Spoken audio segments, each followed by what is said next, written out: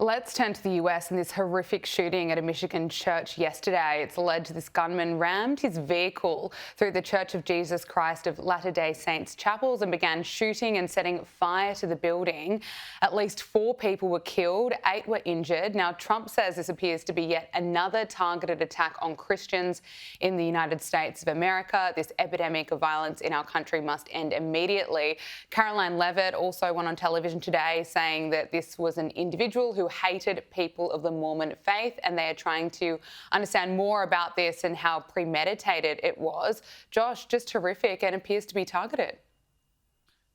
Yeah, it's truly horrific stuff. By the way, Gabrielle, I'm not sure how many Mormons are in Australia. We do have a decent Mormon population here in the United States. I'm Jewish, but I happen to be I love the Mormon people. I have literally never met just kinder, sweeter, more salt of the earth, red, white, and blue, patriotic Americans than Mormons. My law school classmates who are Mormons were just the absolute best human beings. I worked for a Mormon senator, Michael Lee of Utah, actually after my first year of law school. So it's just absolutely awful stuff. And historically speaking, in the United States, Mormons have a somewhat tough history, actually, of oftentimes being persecuted. So the fact that there's still anti-Mormon bigotry here in the 21st century by a truly just deranged lunatic, a former U.S. Marine, actually, if I have my facts correctly there, it's just really sad. And it's a reminder also as well that whether you're Mormon, Catholic, Christian, Jewish, whatever you are, here in the United States, when you go to a house of worship, you should be very, very careful about which house of worship you attend. Is it a house of worship that is a gun-free zone, or is it a house of worship that perhaps encourages armed and trained individuals to carry their own firearms, that has a synagogue or a church security team there? Is there a metal detector? I mean, these are the various things, unfortunately, Gabrielle, that I think we all have to think about here on a day-to-day basis. I certainly know, speaking purely for myself, when I go to synagogue here in the United States, I never show up empty-handed, so to speak. I always have my own protection very much on me, and I would encourage my fellow Americans to very much do the same as well. Josh, just days after the deadly attack at a Dallas ICE facility, Democrat Seth Melton went on CNN calling the ICE the Gestapo. How are we going to handle immigration? We all hate what Trump is doing with ICE and these masked people running around like the Gestapo. But what is Democrats' immigration policy? How are we going to take on the challenges of the future? So, Josh, you have Democrats such as him calling ICE officers Gestapo. You have Gavin Newsom clearly villainising ICE officers. Meanwhile, attacks against ICE officers are up around 1,000%. Yeah, it's just totally disgusting, just absolutely appalling. I mean, what they're doing here to our good men and women in uniform who are just enforcing this nation's immigration laws. That's literally all DHS and ICE do. They are literally just the agents of the federal government who are in charge of enforcing America's immigration laws. So if you are so trying to otherize, if you're so trying to make immigration enforcement officers out to be Nazi-esque figures, which, by the way, they've been doing this for a while, Gabrielle. I remember when AOC first burst onto the scene back in 2019. Within her first few months, she was comparing the first Trump era immigration facilities to concentration camps, which I mean, don't even get me started on just how appalling and beyond offensive that is. But the rhetoric and the frequency of these analogies is really starting to pick up. And it's really not hard to draw a line, is it? It's really not hard to draw a line between this sort of rhetoric and people just trying to take out a firearm and take shots. Look, Gabrielle, every single poll that we see in the United States, every single poll shows that it is progressives, it is leftists, it is Democrats, really on the far left, who are by far the most prone to violence in this country. The notion that it is the American right, that it is right-wingers who are disproportionately prone to violence is an MSNBC smear. It is a lie. And unless and until the Democrats, really their elected leaders, their elected officials, unless and until they look in the mirror and they have kind of a let's really be honest kind of moment, and they actually call out their own side for what it is and bring them to heel. Unless and until that happens, I genuinely fear for the future of this country, because the moment that America really once and for all ceases to engage in the battle of ideas with the phone and the keyboard and the pen, and instead picks up bullets and swords and rifles and firearms, that is the day that this republic genuinely could possibly die. And I think that at this point, left-wing political violence is the #1 most existential internal threat to the United States' long-term future. I want to talk to you about what's happening in New York City. Mayor Eric Adams has dropped out of the New York City mayoral race. And of course, this comes after months of back and forth over whether he would bow out, in which it was, I should say, polling fourth, far behind frontrunner Mamdani and former Governor Andrew Cuomo. Now, Polymarket has Zohran Mamdani on an 85% chance of winning.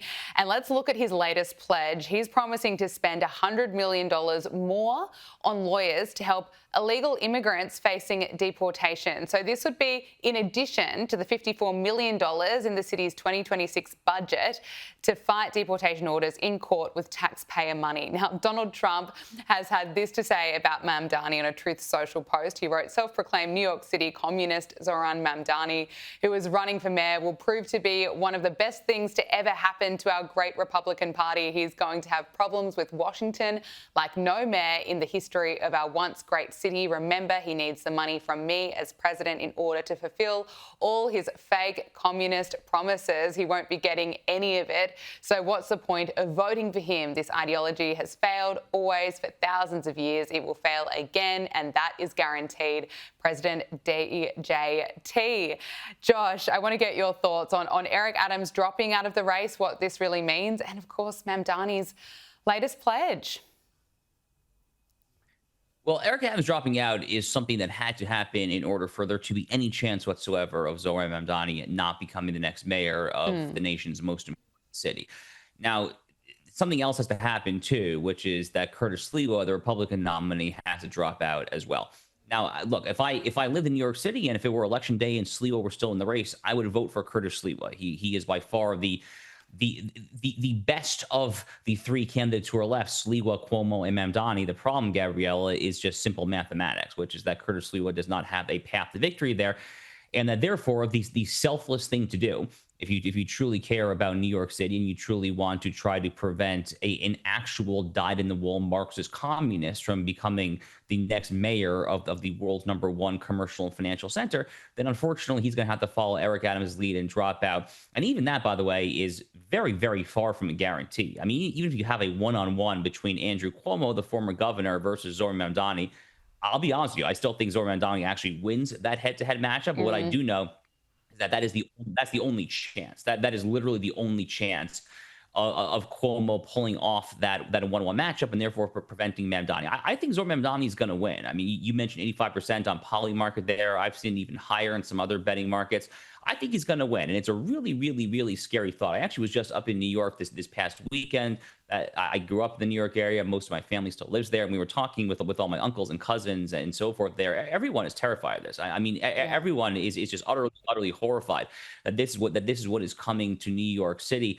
And it's not going to be pretty. I do not think it's going to be pretty. I think you're looking at things potentially up to and including like genuine New York icons like the New York Stock Exchange. I mean, is the bull on Wall Street going to start walking southwards towards Miami, near where I live, or towards Dallas, Texas? I think it's entirely possible. I mean, these major banks, these white shoe law firms, it's going to get ugly. Businesses are going to leave. People are going to leave there. It's really, really unfortunate. But if there's any chance for this from happening, I think Curtis Sliwa has to drop out, unfortunately. I think you're right. But finally, before I let you go, Bad Bunny is set to perform at the Super Bowl halftime show next year, and his real name is Benito Martinez Ocasio, I think if I'm pronouncing that correctly. He is, of course, anti-Donald Trump, anti-ICE, and it certainly raised a lot of questions about what the NFL is doing. Can I get your reaction? Yeah, the NFL, Gabrielle, has been one of the more woke sports leagues for a while. They still have the George Floyd era "End Racism" sloganeering in the end zones. I just noticed that yet again when I was watching some football this past Sunday. Now, it's interesting on the other hand, though, because the NFL did have something like 28 of the 32 teams had a tribute to my friend Charlie Kirk after he was murdered a few weeks ago. So they were signaling a little bit that maybe they were trying to entertain their conservative bread and butter, rah Americana, red, white, and blue audience there. But I guess that was a fleeting moment, shall we say? They're going back to just their pure, unadulterated woke signaling. Now, look, I'm not exactly I'm not a big Bad Bunny fan myself. I'm more of a country music guy myself, Gabriella. I guess what I will say is that I did enjoy Bad Bunny's cameo appearance in the recent Adam Sandler film Happy Gilmore 2. Bad Bunny was actually Adam Sandler's caddy in that film. That was a pretty unexpected cameo when I decided to play the movie on Netflix, and I thought he actually did a pretty good job in that there. So if it's more lighthearted humor like Happy Gilmore 2 and less anti-ICE, anti-Trump politicking, I think that would go a long way towards trying to shore up his own reputation with broader America, and by extension the NFL's reputation with that same target audience as well. Senior Editor at Large of Newsweek, Josh Hammer, thank you so much for your time. Thank you, Gabrielle.